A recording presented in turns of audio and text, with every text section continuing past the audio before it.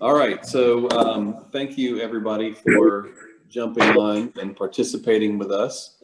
My name is Brian Wright, and I am the principal of Town Planning and Urban Design Collaborative, and we are leading the process with City Explained. Matt Noonkester, who you've just been hearing from, is the principal of City Explained, and we have our whole team of planners and transportation engineers and economists and artists and all sorts of different people that are necessary for the creation of a plan for the future. We're working with you. We hold on, Matt, can you quit sharing your screen 1 second so I can, oh wait, never mind. There you go. There we go, thanks. I was just trying to, it takes over all my little thumbnails of everybody's faces, so I can't see everybody. So I've also part of our team, you see, I mentioned economists. We've got Trip Muldrow up there. We have Chauncey Lundy. Chauncey is our equity planning specialist. So she's going to be helping us make sure we're viewing all of the sort of everyday comprehensive plan components and elements through the lens of equity. Jara Smith works with Matt at City Explained. Meg Nealon is a planner, urban designer, as part of our team. Hey, Natalia, there's Natalia. We have, who else do we have? Anybody else from our team on there, Becky? I've got lots and lots of screens here of people. This is wonderful. I love getting lost in the thumbnails of people. So anyway. Chris, our transportation planner. Oh yeah, there's Chris there. Awesome, thanks. So anyway, what we want to do is really just have you all share with us your thoughts and ideas and experiences living and working and being part of the community in Spartanburg. We are not from there, except for Chris, the transportation engineer, is, and Trip, our economist, is from just down the road in another town whose name we don't mention. And so we are, our job is to provide an opportunity and a process for all of you to give your feedback, and we're going to help drag some things out of you by the questions that we ask, using our skills and as planners and engineers to do that, and then we'll take all of the information that we've taken out of your brain and help you write your story for the future, which is this comprehensive plan. If you're not familiar, comprehensive plan is a vision document for the future. It has policies and guiding principles and things to help direct how that vision for the future occurs. And then from the comprehensive plan, you have things like zoning that would be updated. Zoning would specifically update or would influence and direct what you can and cannot do with a piece of property. So when it comes to development and all of the things that we're going to talk about today, zoning is vitally important. So one of the things that we need to hear about, because there will likely be a zoning update shortly after the comprehensive plan update, or maybe even start concurrently, is how zoning may impact the things in the city that are relevant to you. And then we're gonna just let the conversation go where it will. There's not really a set agenda or format. We have some questions, so in case we run out of things to talk about, which nearly never happens, especially with this many people. Becky, do you think we have too many people to do introductions? No, I think you've already introduced our whole team. If you want to introduce quickly some of the city staff members, that may go through quickly. Sure. Well, I can't see it right on my screen, so I'm on my iPad waiting on my computer to start working. Maybe one of the staff members can introduce everyone who's on, and then we could go around. That's a great idea. I'll do that. This is Chris Story. I'm the city manager, and appreciate all of y'all being here today. We've got a number of city staff. I'm not sure I'll catch them all, but Natalia Rosario in our planning department, I see her. I see Kathy Hill in our community relations department. I see Christopher George in communications. I'm scanning the list here. Martin Livingston is at C.C. Woodson Center. He's our neighborhood services director. And If I left anybody out, y'all please speak up because I'm just going by headshots here. But we're grateful for your time this afternoon. Awesome. I see Clay McDonough posted in the chat there as well. That's an idea Natalia, too, if people wanted to introduce themselves in the chat. oh yeah, put it in there. Natalia, I love the little town on the wall hanging behind you. That is so cool. Mama, can you explain this? They're churches. They're churches. We got them in Colombia when we went back. My mother's from Bogota in South America. So those are straight from the homeland. They're everywhere. That's cool. I love that. That's really neat. You've inspired me. I think I might do a streetscape or a city plan on my wall made of little buildings like that. All right. So anybody want to jump in and be bold and tell us about growth, development, conservation, anything like that? Who's first? How's it going? When you get new development in the city, are you loving it? Is it the kind of development you're hoping for? And you have to unmute yourselves to talk. So I know you're all trying to talk all at once. So make sure you unmute yourself.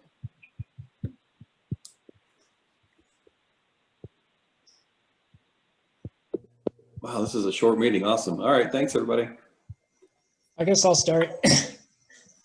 Brian, check and make sure that yours has enabled them to unmute themselves also. All the hosts have to have it set. Oh, I'm on my iPad, so I don't know if I'm that tough and have that many rules. You should. Well, somebody just unmuted themselves. So whoever that was, keep talking. Can you hear me? Yep. Okay. I was going to say that I particularly like the development that's going up in the north side right now. I think that was rezoned a couple years ago to kind of be an extension of the downtown urban code. And I think that's done a really good job of making good, walkable, attractive development. And as well, the north side development has also been really focused on equity and providing affordable housing. So I think that's kind of a model for the rest of the city, honestly. Great.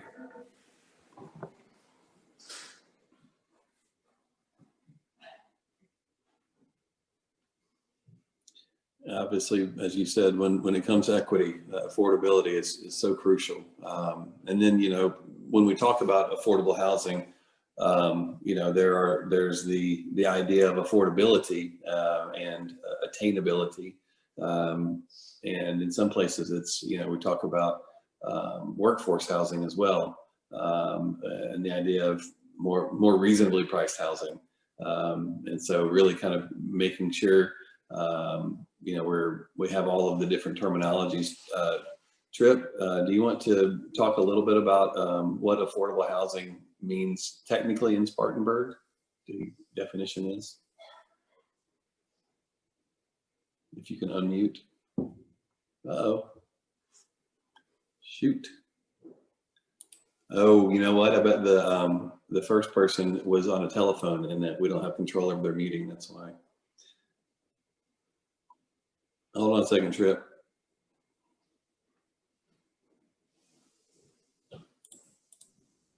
There we go. Got me? Yeah, there we go. Great. I actually don't have the technical definition for affordable housing in Spartanburg because affordable housing is defined different ways depending on whether you're looking at qualifying for different kind of funding pieces. So I think we want to be careful about keeping that a loose definition because whenever we do housing, affordable is in the eye of the beholder in a lot of ways. So if you're a homeless person, affordable housing is very different than if you're a single mother of 3 and if you're just out of college and starting a new job and trying to work, that may be a different definition as well. So I think as we talk about these kind of things, I like to keep that definition open-ended because even the federal government has different definitions of what constitutes affordable depending on the program they're administering. Yeah, that's a great point. Go ahead, Chauncey, and unmute. I was like raising my hand because I don't see the hand down here. But when it comes to affordable housing, I think I got confused when I was trying to raise my hand.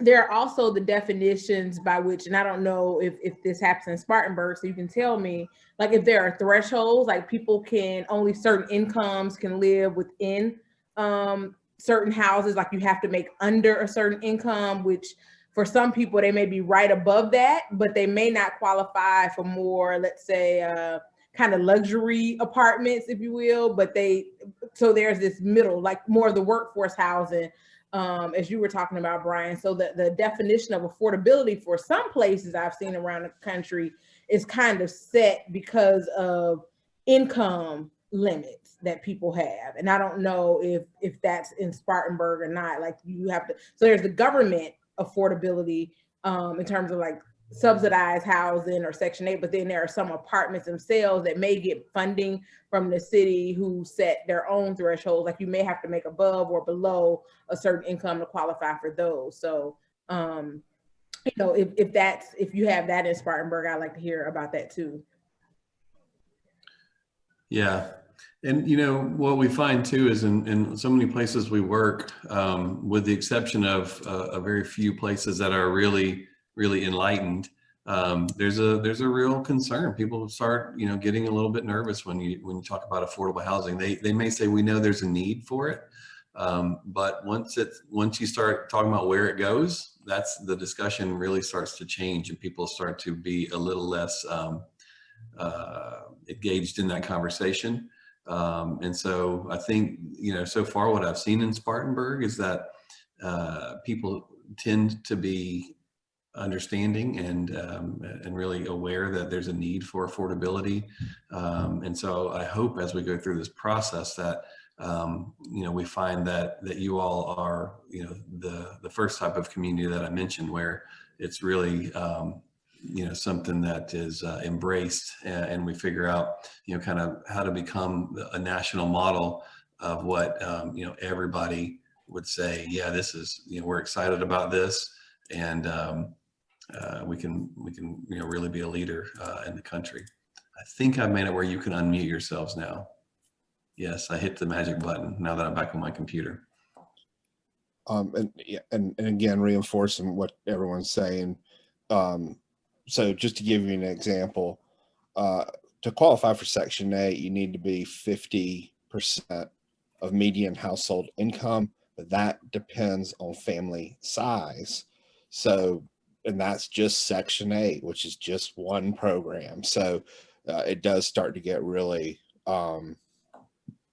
you know, complex as far as that goes. So, yeah. Yeah, and you know, one of the things too that a lot of people don't realize when you're having these discussions, if you're not focused on or thinking about planning or watching what's going on in the country in the world of planning, so you know, best practices these days are, and for a while now, has been that you don't put all of your affordable housing in the same location, and really start to you know, look to have a mixed income is the way. So you have a mix of affordability, affordable units that fit the definition that Tripp just described, as well as those that are market rate.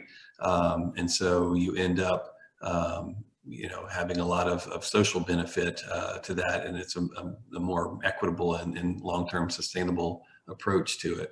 And so I think a lot of times when we talk about affordable housing, people think about how they used to do it for so long. And you even have examples of that in every city in the country that are still functioning and providing housing for people. And it's a good thing that they are you know, putting roofs over people's heads. But we know that you know, there are better ways to do it these days. The difficulty is, especially in a more urban place where they've done affordable housing in, like, let's say a tall tower, for instance. As soon as you start to do something that is more of a neighborhood or more community focused, it tends to have less density than what's currently there. And so now you're thinking, okay, well, what do? we're not housing as many people as we were. And so have we solved this problem in a sufficient way? And so really, you know, understanding and embracing all of the concepts that surround affordability and some of these newer ideas of mixed income, and then looking at the, you know, how do we provide, you know, a similar number of units so that we haven't had a big loss in our affordable housing is important. And then, of course, obviously, the next thing people always want, you know, really want to focus on is gentrification, and what does that look like? So we'll certainly be addressing that through this plan. This is Sherry Barrett with Upstate Forever. I have a question. We were talking about the north side and what a great model that is for development. Do you know how many affordable units and how, on the north side at least, how they define affordability? I don't, but does anybody from the city know? So I can probably answer the question. This is Martin Livingston. And the north side has different levels of affordability. They primarily use the federal definition of affordability. And that federal definition right now is for family of four. I can give you the exact numbers. Hold on. A family of four is about $50,000. And for a single person is about $31,000, and that is at 80% of median income. And that's for Spartanburg, all of Spartanburg County. So. Thanks. Thank you, Martin. Is there a sense, do we know sort of what the need is right now for affordable units? I know we're early on in the process, so the answer may be not yet. So there's several studies out there. We recently did one about, sometime last year, and it shows Spartanburg has a need of about 2,000 units. There's several market studies that were done by the South Carolina State Housing Finance and Development Authority that shows a potential market for affordable housing that includes the city, but parts of the county at 4,000 units. Okay, great, thank you. Tamika, I see your hand is up.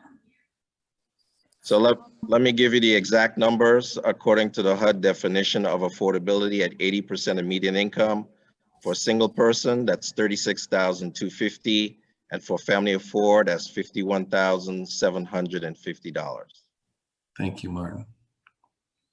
Tamika, you want to go? Yeah, so I just wanted to make a housekeeping note and then maybe some other things. So I noticed, and I pointed out to some friends earlier, that there were not a lot of people reflective of the entire Spartanburg community showing up for these meetings. And so I've reached out to a few different people, and many of them have stated that they didn't feel like the times that were picked for these meetings were conducive to getting Black and brown people to be participatory, because a lot of them are helping with the schooling stuff right now that is online, so they can't be present.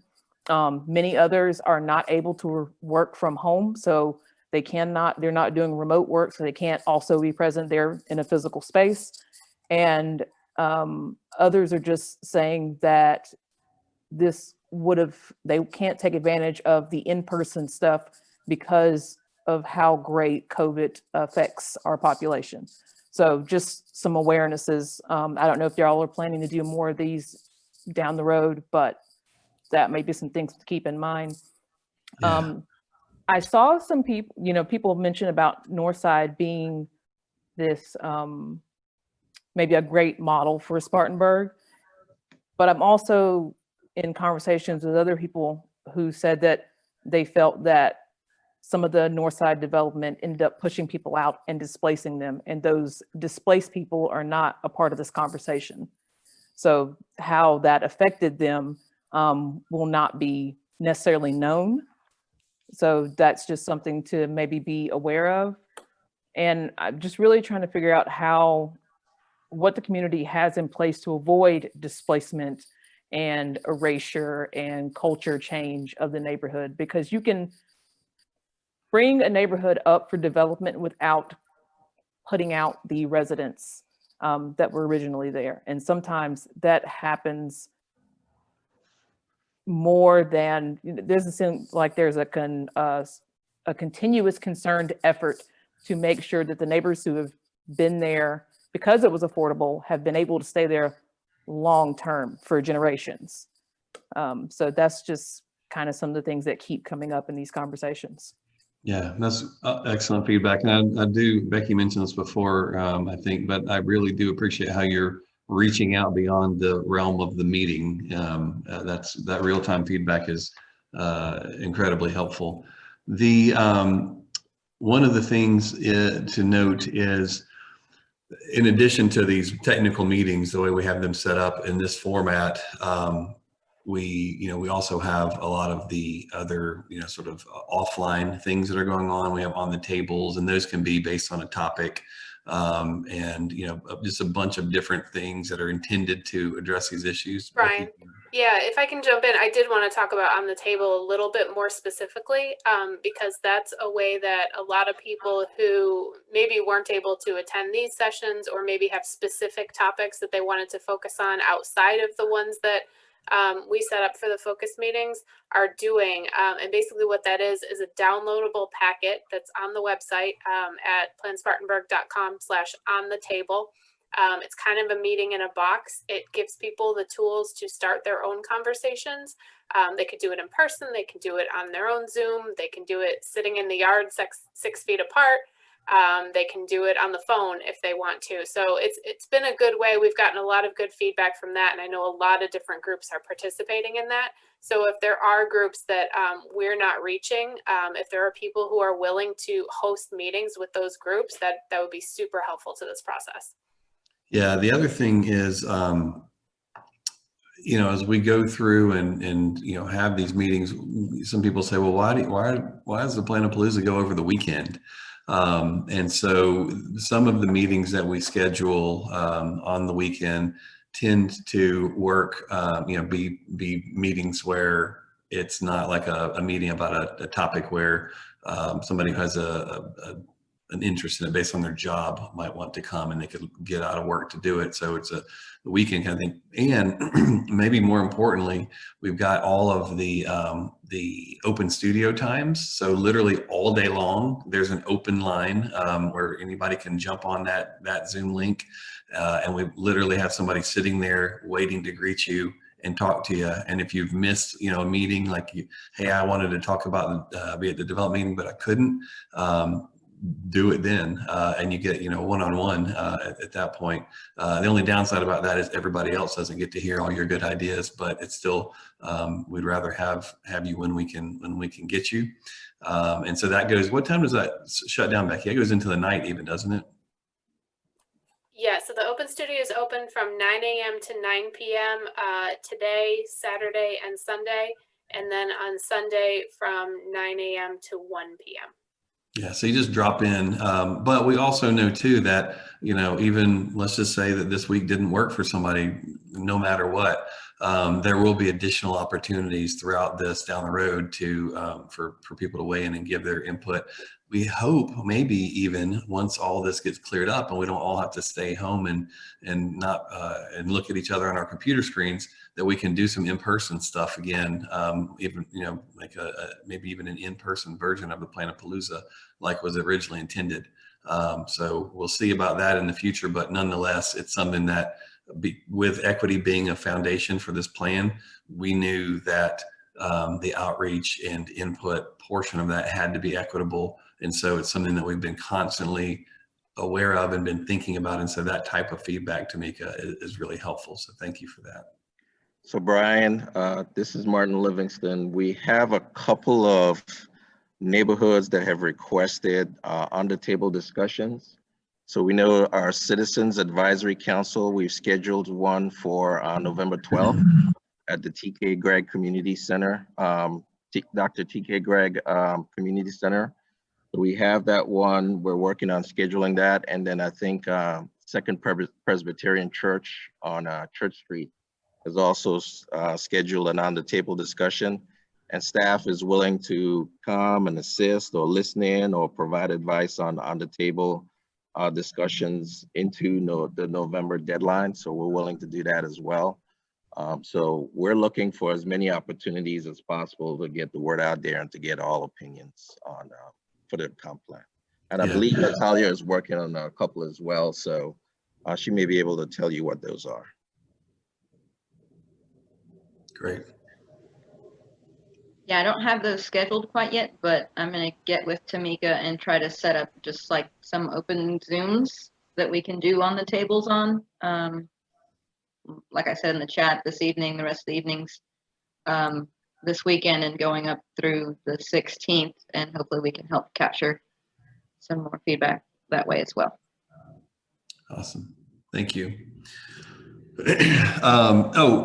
Tamika, you also raised another good point after that.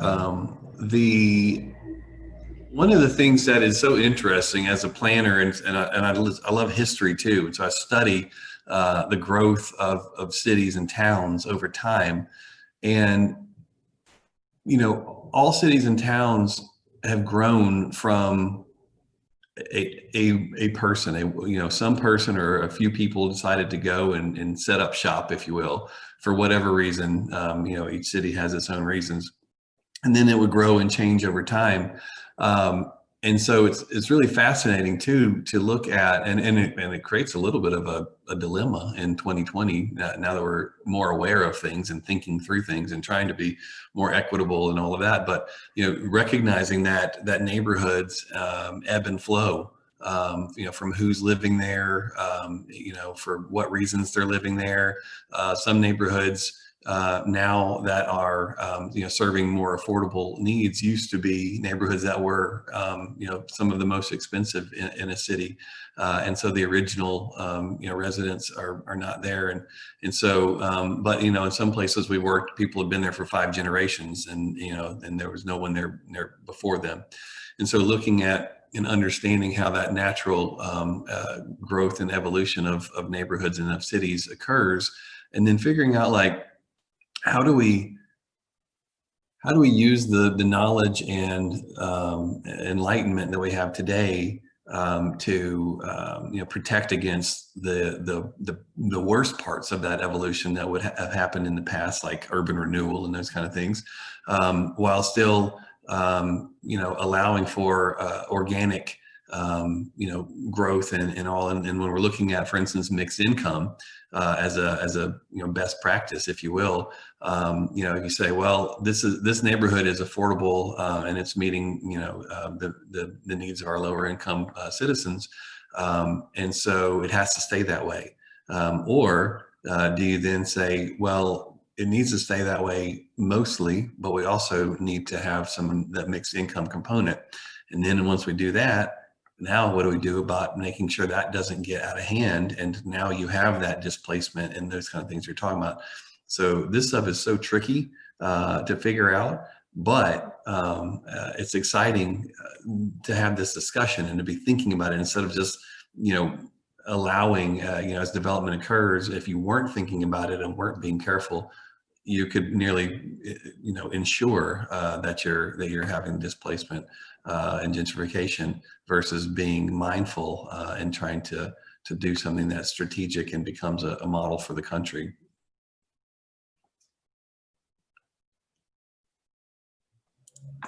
Who else?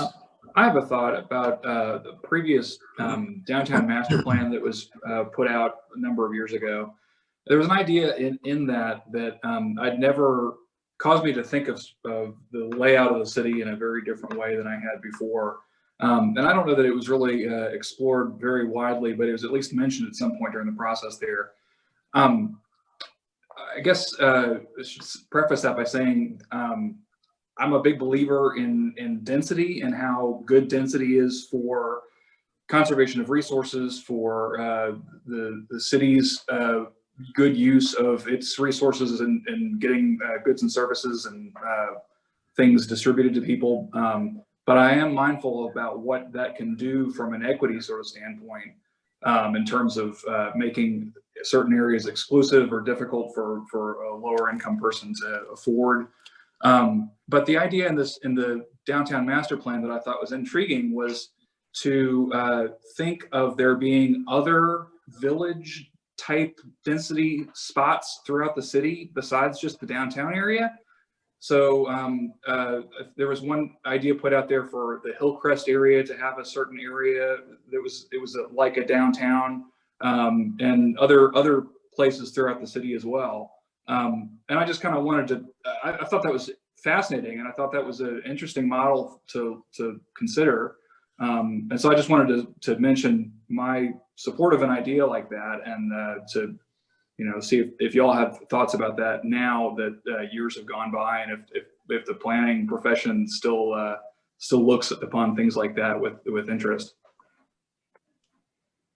Yeah, I mean, it's kind of interesting because let's take zoning as an example. I mean, I've seen many instances where people don't want to make zoning improvements because they fear that it will make the area more desirable, and then that development and investment will occur.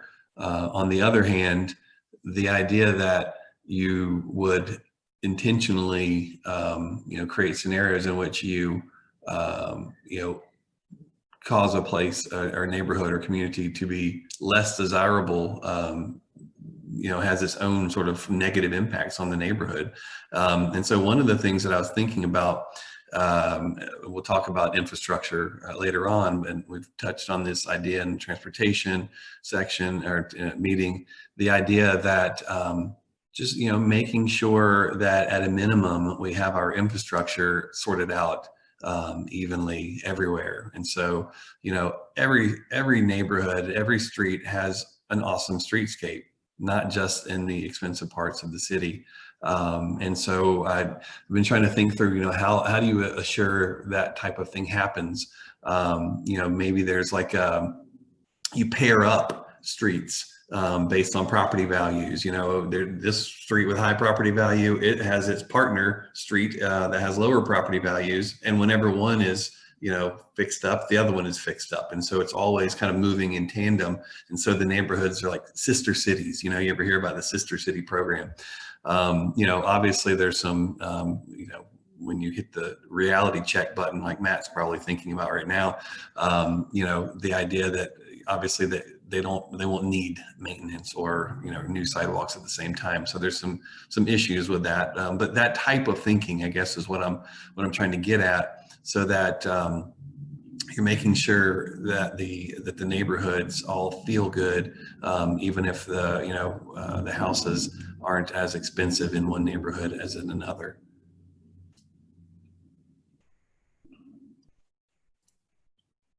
One of the other things maybe to add, Brad, to your question is, it is interesting because we're going to look at it from many different viewpoints and angles. And so you have one planning theory that's out there is like downtown is the heart and becomes the core, right? Then there's a second one that says, how does the city have a framework? And that framework has a heart, but it then also has all these supporting centers. And how do they work but not compete with each other to the point that they cannibalize, right? And so as we start to look at where centers are formed and things, that's where I get to work with Tripp and others. And it's like, okay, if you want to put a block of walkable Main Street somewhere, well, you need a certain number of rooftops around there to really support it. There's been enough studies to kind of prove that. So when we start to look at like those concepts, like you said, were brought up, we're going to try to look at them more from the implementation phase and like, their viability.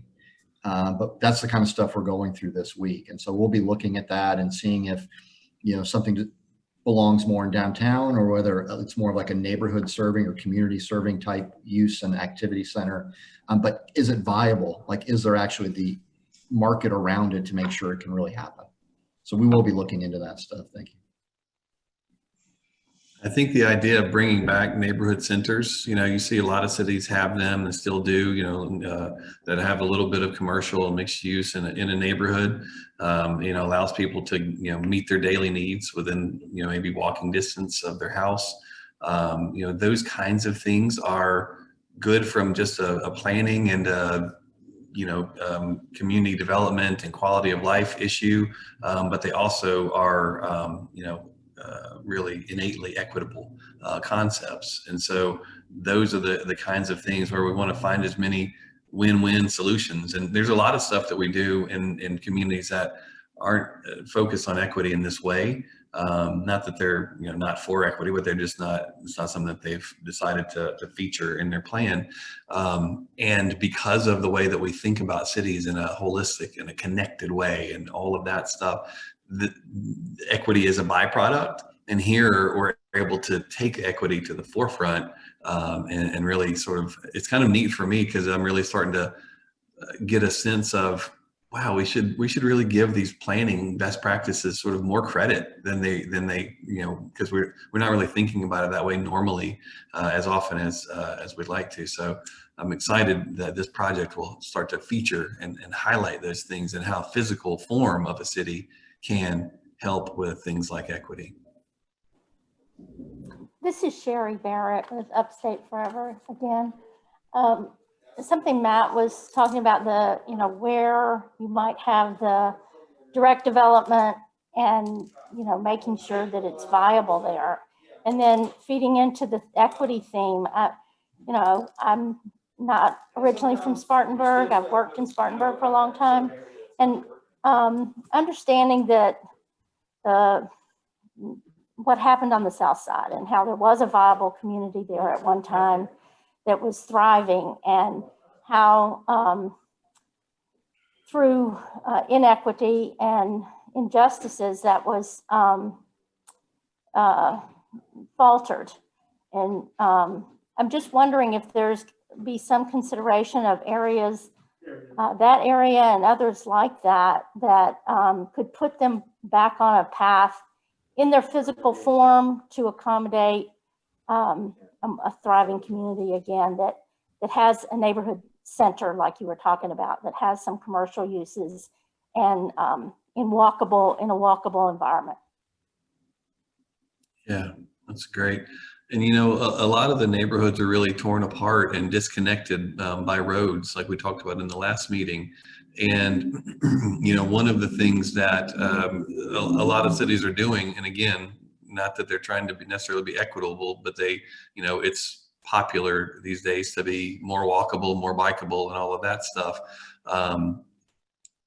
They are repairing and redesigning these roads that did the damage in the first place, so that the roads go from being a separator to a connector.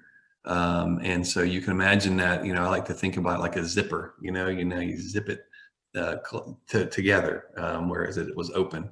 And so if we can start to look at some of those obviously there's a cost to do that. It takes, city dollars to make those repairs and do things like road diets. You do the repair basically looks like you narrow the road so that they don't feel so scary and the cars aren't flying by so fast. And then you add facilities for bikers and pedestrians, and you make sure that it's easy and safe to cross in multiple locations. And so if you think about how the cities used to be, you didn't have these big arterials and collector roads. You just had a network of your grid of streets, and some roads were more important streets, like a main street or First Street, depending on what city you're in, and they had a different character, but they weren't necessarily often much bigger than the other roads. And so you could go a multitude of ways. You could, if you didn't want to go down Main Street, you could go down other streets. And now we look at those as, oh, people are cutting through my neighborhood. It's cut through traffic, which is a modern concept. There was no such thing as cut through traffic because every road cut through. There was no dead ends or cul-de-sacs or anything. And so as we're looking at some of these, the physical damage that was done to the community that caused the, emotional and social damage, maybe some of those are the first things that were done, the worst things that were done, or maybe some of the first things that get fixed physically. So.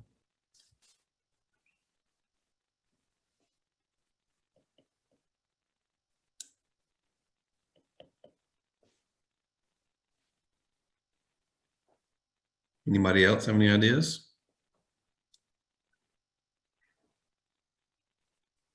How about municipal services? How are the municipal services able to keep up with your growth over time here? You guys?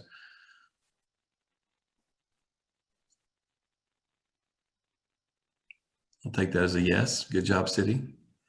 Yeah, we don't annex without being sure that we can continue to serve everyone at the same level, because you know, try to foresee those kind of issues. Yeah. Great.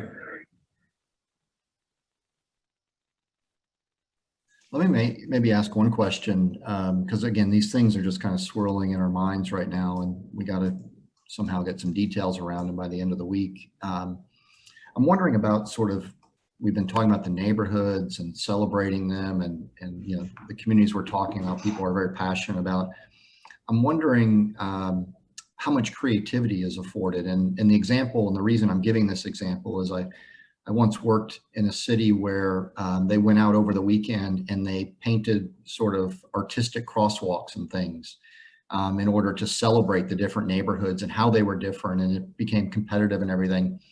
And then about 2 weeks later, the Department of Transportation came in and repainted them because they didn't meet the design standard, and they had to be white piano keys again, and they just took all that creativity away.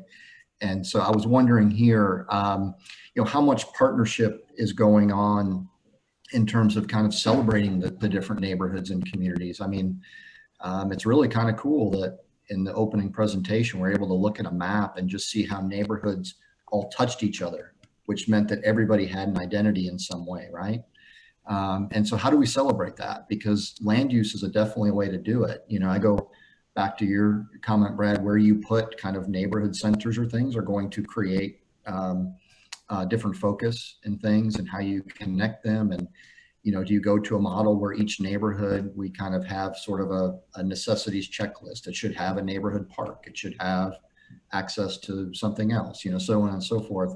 So as we're trying to plan these places out, you know, what is it that you need within a block of where you are? What do you need within 5 blocks of what you are? What's a quarter mile? What's 5 miles away? And this is just one of those communities, when I look at the maps and things, I'm like, man, the neighborhoods are really the building block of the community. And I was just kind of wondering for some feedback. I mean, am I way off in my thinking, or do I need to adjust it? Because, like, you know, you all are the experts, you know, tell us stuff we don't know. Yeah. Matt, I think you brought up a good point. I think it's an opportunity to do some creative placemaking for communities, but you're right, DOT, per their, I think it's the AASHTO guidelines, you have to have the white stripes. We've seen a lot of communities who have tried to celebrate their neighborhoods with crosswalks that kind of identify their community, and they've all had to go back and paint them the standard white stripe just for visibility and safety purposes. So I think that we've seen neighborhoods who have murals, they're like strong mural and arts programs, who create other ways or use other things as a gateway to the community. But I think some of that is community driven too, really asking the community what represents them, you know, and having them brand what their community is, and figuring out how they can best celebrate that community in a way that is safe, in a way that's appealing to others too. That's just one thing. Yeah, well, I think Chauncey, you know, since you're in DC, you're a little close to the DOT, the big guys, and so they probably don't let y'all have any slack. I have been seeing a lot of people, and maybe it's just that they haven't updated the photographs with some awesome art walks, if you will. But you're probably right. Somebody's waiting there with the white paint to roll it over it, you know. So. Well, yeah, well, they've done it in DC in the Chinatown area, and they've left it there, but we've worked in some other communities where they've tried to do that, and the DOT has come back to them and said, you know, you have to take that up. So, you know, it's been a matter of where your DOT is stronger on enforcement. But you're right, I have seen it in other places too, and some it's lasted a long time and it's still there, and some they are getting some enforcement because of it. Yeah. So maybe if I can ask just one other question to maybe spur some conversation. Again, in some other communities we've been working in recently, we've kind of kind of acknowledged what was really easy, but nobody was saying it, which is land use is important, and it's kind of what we all talk about. And we think that's what the comp plan is all about. But in the end, really, it's about character, right? And character is reinforced from land use, infrastructure. I mean, all the different meetings we're having is character. And so we've started to kind of come to the conclusion that really what you need to do in the comprehensive plan is lead with what is the character, the intended character of the community. And then land use just falls in line with that. And then watch, zoning just magically falls in line, and you start to get some intended consequences that way because you planned for them. You know, unfortunately, sometimes when we say this is what the land use should be, we may not all still be happy with what goes there because the design of it is so important, the intensity of it is so important, and so on and so forth. And so I'm kind of curious, just based on the meetings I've been able to listen into and things of, again, just because we're going to be bringing stuff for you to react to, how far off base would we be if we took a character first approach here as well? So I think Natalia probably had something to say as well, but I wanted to make a couple of comments on the placemaking idea. I love the crosswalks downtown. They're exactly what you're talking about. And we've had a conversation recently with Chapman Cultural Center about doing something similar in other neighborhoods. South Converse for one, West Main Street, that area that connects to St. John Street and the railroad tracks. And so we've had conversation about having some type of process where the neighborhoods can actually do some of that street painting, place-making effort in the city in other neighborhoods. And so we're working on that, but we're not at a point yet where we can make a formal announcement and a process yet. That's something staff is trying to work out the logistics of that. And I don't think DOT paints over city streets. So as long as it's a city street, I think we're okay. Yes. Awesome. Talia? Oh, I put this in the chat, and it's a little unrelated to what all we've been discussing so far, but I wanted to make sure that people were aware of it and could think about it in terms of land use and development, what it would do to the structure of the city, since Matt, you gave that really good overview of a few different ways of thinking of cities. So GDOT and NCDOT, and to a certain extent SCDOT, have been working on a plan to get a high-speed rail line, a bullet train basically, from Atlanta to Charlotte, and it would come through the upstate, more than likely through Spartanburg, if not Spartanburg City proper, and just north of us, near Milliken in the county. But something of that size and that level would eventually, I mean, I would think at build out would cause so much growth in transit-oriented development that it would eventually become annexed into the city, and possibly, you know, create another newer city core, the old downtown. So that would be a huge change, I mean, for the entire upstate, but for Spartanburg and any other cities that it made stops in, obviously it would radically change the character of the city. So just things to keep in mind as you all consider what happens with development. And it looks like Sherry just unmuted herself. That's great. Well, before Sherry jumps in, though, Natalia, where do you think that a station might be? Oh, and I guess I should have found the link before I put that in there, but the stations that they're looking at, the 3 viable routes, there's a greenfield route, which would kind of defeat its own purpose because it would take the long way around the upstate and end up taking just as long as driving down the interstate. So the other option would be coming up through Clemson, a stop in Clemson, and then through the city, because both cities actually have an existing rail line coming through their downtown, and then on up to Charlotte, or stopping in Greenville and then taking the path just north of us. So where would that be? What's that road? Not road, the highway that passes by USC Upstate. Does anybody have that in their brain? Valley Falls Road, somewhere around there. Business 85? Yeah, it would be in that general area, somewhere near upstate Milliken, kind of out there in the county. They don't have a site selected, but that general area would be the stop that's indicated on their maps. Let me see if I can find that. I'll drop it in the chat. So no chance of an in-town or more yes. central location in Spartanburg? No, very much a chance that it could run right through downtown Spartanburg. But it's stopped though. Yes, yes. The stop, we currently have an Amtrak station stop. So it'd be right where, if anyone who's listening knows where the Babarine building is.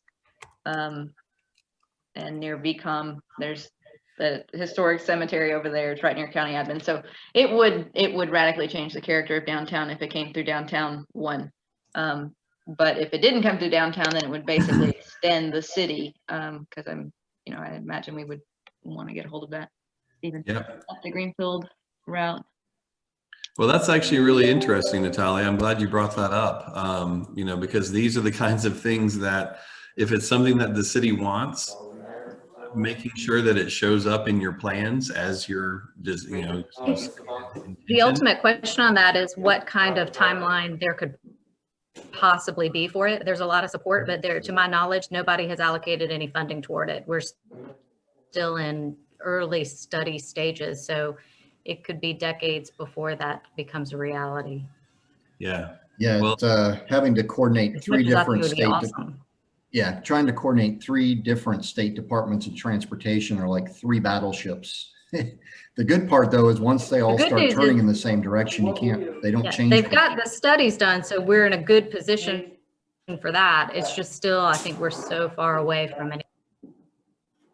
Oh, you got muted there. Well, I think, my thought is if the community thinks that, let's say, you could wave your magic wand and you could have it tomorrow, that it's, something that you want, it's always something that we want to put on a plan so that we're always sort of sending that message out there saying, hey, because you wouldn't believe how many times people are like, oh yeah, there's discussions about a rail and just exactly what you said, Elizabeth, it's like, well, who knows if it'll ever happen.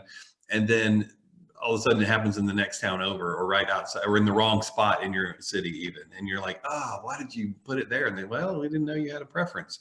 And so kind of always just putting that out there. And then also too, when it comes to a rail station, that the thinking and the kind of the thought that goes around, the transit-oriented development concept of, you have that density that would go around the station location and, sort of needing to think ahead about, how that works, how it can be maximized and optimized, and how you can even be, transit ready, how you can make sure you're not precluding anything that may happen in the future.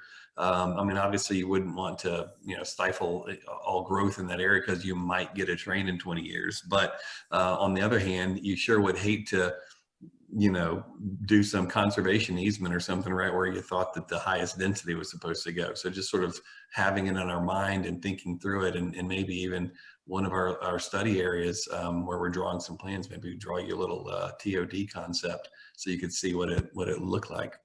So. What about, and I'm sorry to just keep firing out questions, but I'm just trying to soak up all I can as we're trying to make sure we hit the target. We do have so many sort of open space and conservation advocacy groups and things on the line. I wonder maybe if you have some ideas to help us brainstorm.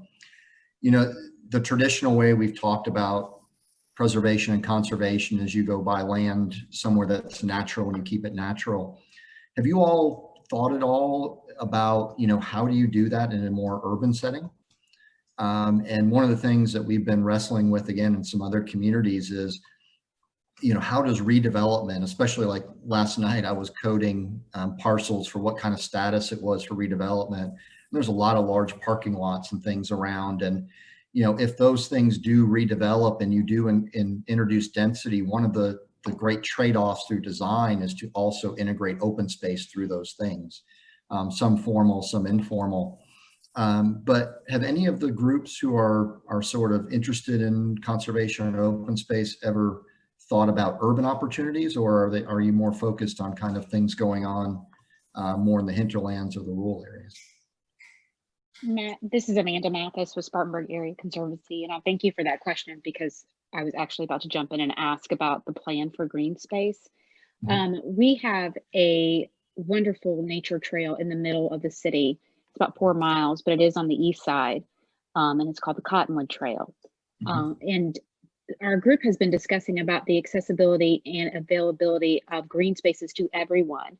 So my question was looking at spaces in the south side and north side to give access to nature, so they simply don't have to come over to the east side just to enjoy the beauty of being out in nature. So I guess that was the other hot topic that I had. And then the second thing was just more when looking at the plan, what about the west side? Is there any way to bring a nature's green space to the west side of town? I know it's an economic engine for the city, but there are people who are live, working, and playing on that side of town as well. And so how can we conserve more land out there and work alongside development for the future, but that we just don't lose all these beautiful places that we have now? So there is some conservation, to your question, going on within the city limits. It's not just all rural, but we're always looking to do more to keep Spartanburg wild. So when you were talking about the west side areas, any particular spots you were thinking would make sense? You said it was the economic engine. So you mean sort of around the intersection there where all the big boxes and all that? Correct. Yes. So once you cross over Church Street and you get out through downtown, like looking at kind of that Park Hills, or even to your point, the Blackstock Road area, which kind of intersects like County City. It's a little jagged on that side. How to make that more, just more, to find more green space that we could keep within, because you're right, it's just a lot of big boxes. And when someone goes away, we have this empty space. So, and yes, Clay is jumping in as well. The Vanderbilt Road, that kind of neighborhood, how to develop that. So I will say our Cottonwood trails are used every day, and there's people who come out there not just once but twice a day. But then I do wonder about those who are living in the north side, south side, and west side, how often they're getting in their cars and driving over. So how can we bring that kind of opportunity to them in the future? Yeah. Oh yes, thank you. And Hatcher Garden. Thanks, Elizabeth. Yeah, there is Hatcher Garden as well. So we do have that space as well. But if you are in the south side and you're like almost to the Roebuck area, in neighborhoods that I used to work in, there just isn't what there should be for them. Yeah. Well, and over in the area where the mall is, as you can see with the mall, it's struggling. It was such a huge, a piece of property. I mean, it's just like it really just ate it up. It paved everything. It put a giant building there, and it seemed like a good idea at the time, and it was for a while. And now you see that, times have changed. And I think that you can see that with, big box in a lot of places. Big box, some of them are doing better now with COVID than they were beforehand. But really what you have to do is kind of anticipate that development typology, that the big box concept of these giant seas of parking with buildings sort of scattered around them, may not be here forever. And so you can think of these areas nearly like land banks. They've hidden the land underneath the asphalt, but it's there nonetheless. It may be, down to give us, 10, 20 years, we may be doing like when they used to put streams and things underground and pipe it, we're daylighting it now. So maybe we're daylighting just the ground, and we're bringing, trees back. We're reforesting areas that were deforested because we don't need all of that parking, especially when we start talking about autonomous vehicles and all of these things. And then over by the mall area behind the Chuck E. Cheese, there's a big green space that's back there. It looks like there was a stream or something that was partially preserved, and then some other areas around it. And then that goes across the street back behind some of the neighborhoods. And so there's kind of this green belt that's surrounded by the suburban sprawl. And I wonder if that's protected at all behind the trampoline park. Does anybody know on Spartan Boulevard?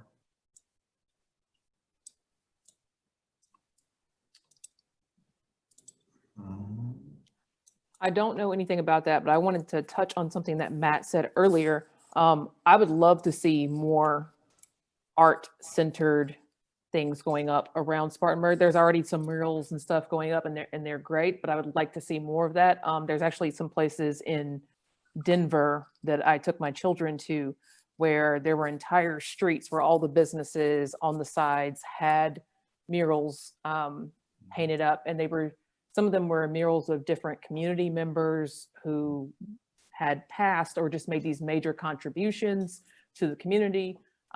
Some of them were murals inspiring people to get involved with different things, or just, general enjoyment pieces. I think it's a great way to not only attract more foot traffic, but just it adds something for you to also do, to go and hunt all these things down, to go and get pictures with these different artistic moments and things like that. One of the things I've been talking about with my friends constantly is the lack of green space on South Side. It's just, and my uncle says all the time, if you are an elderly individual like himself looking to go somewhere to just kind of clear your head, you cannot safely do that on the South Side, just because there's not a whole lot of places that you can walk to. You're just basically walking where he lives, which is just a few minutes from Mary H. Wright. You're just walking towards the traffic, really. There's no trees, there's no inviting spaces to go sit, there's no benches, there's not even plants hanging off the light posts, which is something that you see throughout downtown, but just not in this neighborhood. So hoping that this plan is going to include making green space an accessible and prominent thing in the South Side. How is it okay elsewhere in the city? Is it just a South Side issue, or is it something we need to really just focus on all around? I don't know that it's just a South Side issue. This is where my family is, and this is where I spend a lot of time. So that's what I see. Is it just, it's not inviting. It's not, even from a health perspective, if you don't have an area with a lot of trees, we need vitamin D. And if your only options are to go indoors to enjoy yourself, you're not getting that vitamin D component happening every day. You're not taking care of your mental health if you can't go for a walk and feel safe and comfortable to do so. So that's what keeps coming up.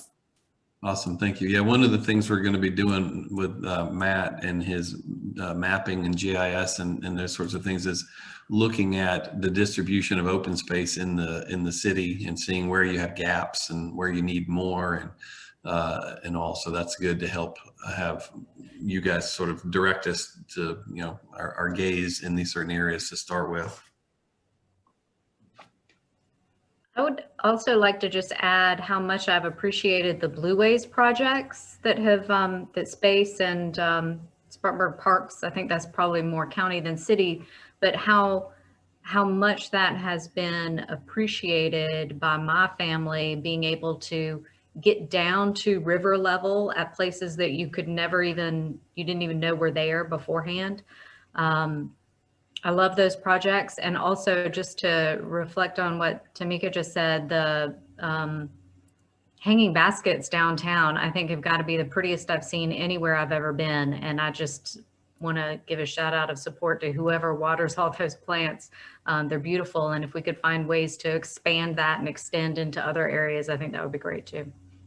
They're beautiful. Great, thank you. Brian, you mentioned daylighting creeks. That was a very successful thing on the north side that occurred with the Butterfly Creek that was opened up. Had been entirely encased and underground for a long time. But that creek, of course, continues down and enters into the other watershed areas that are still covered up for now. I'd say that creek there is the closest of any water source to downtown, and passes right under West Main Street, very close to the heart of downtown. I think it'd be great to see that opened up in the future, especially because it used to be that there was a little spur of St. John Street that had been the main downtown bypass to go north up until a number of years ago, when that sort of got rerouted or extended and changed so that the creek area is no longer impacted. And then as it flows down, it goes into Fair Forest Creek, and Fair Forest Creek is pretty much the whole watershed area for that side of town.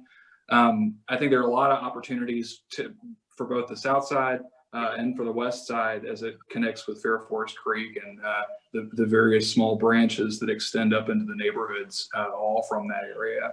Most of those areas are not intensely developed, at least right along the small branches and creeks. So it seems like there's good opportunity there. Great, thank you. Right, that's a great point, and I think it builds off of Tamika's comment earlier on, Butterfly Branch and what it's done for the north side as far as opening it up for the vitamin D. And when you follow it, it is really amazing to see where it goes and the possibilities of it. Even psychologically kind of connecting things together, because right now it does disappear and it reemerges, and people don't really know it's there. Mm-hmm. We were just looking at the maps and aerial photographs earlier, and noting that there's quite a large water body running through one of the over near the community center, and they put the power lines down it, and so it just sort of followed the trajectory there by South Liberty and Railroad Street. You have this bend in the stream there, the river, and because those overhead power lines are run through there, you can't have trees grow up around it, so it's kind of always got to be deforested and never in a natural state. And it's kind of sad that it's in that condition, and will have to be, I guess, until we have some other power options.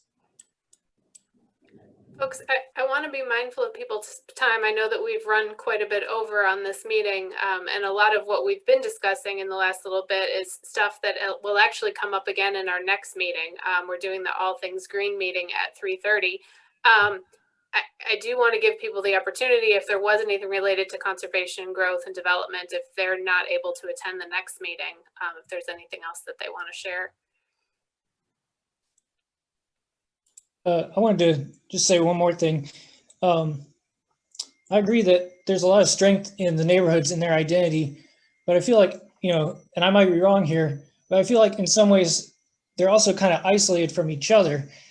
And I feel like something like a small commercial node or something between the neighborhoods could help pull people together from each neighborhood, to this central area. One of the things I'm thinking of mostly is the rail trail, which already is a great place that brings together a huge cross section of the city. But I feel like that area around the rail trail would be a great place to develop more like commercial and community center sort of developments that would help, bridge the gap between Converse Heights and South Converse and Duncan Park and all the communities along the rail trail. And I think that would be something that could help bring people together. Sure, great comment. Thank you. All right. The only other thing I would pitch is kind of what was brought up earlier in the conversation, which is, Open Studio is 9 a.m. to 9 p.m. So if any of you have something else that comes into mind later, just drop into that platform or that environment, pull one of us aside, and we'd be happy to continue the conversation. Great. And before we wrap, I think Martin has a giveaway. Oh yeah, the drawing winner. Yes. And Brad, you missed the first meeting, I think. I don't know if anyone's notified you, but I think you were the one chosen from the kickoff meeting last night. Oh, okay. So what do I do next? I think city staff will reach out to you. Okay, awesome. Thanks. Are we ready? Hopefully you're the same Brad. I think you are. As the kickoff meeting, yeah, that's me. I think you're the only Brad. That's right. All right. Are we ready? Yes. Number 15, Brittany Brandt, the first winner. We have two $25 QT card for you. And the second winner is, hold on. Number 6, which is Stephen Sykes. Stephen Sykes and Brittany Brandt. Right. Congratulations, you two. Great. I'm not positive that Brittany's still here. She messaged a while ago saying she was having some audio issues. Okay. Oh, So she may not still be on the call. What a way to make it up to her. all right. Well, appreciate everybody's time once again, and hopefully we'll see you at the next meeting, and tell your friends to come. We have more people on this meeting than we have on the last one, so that's good. Our numbers are growing. Let's keep it going and see how fast we can make this thing. Let's go viral, playing Spartanburg. See ya.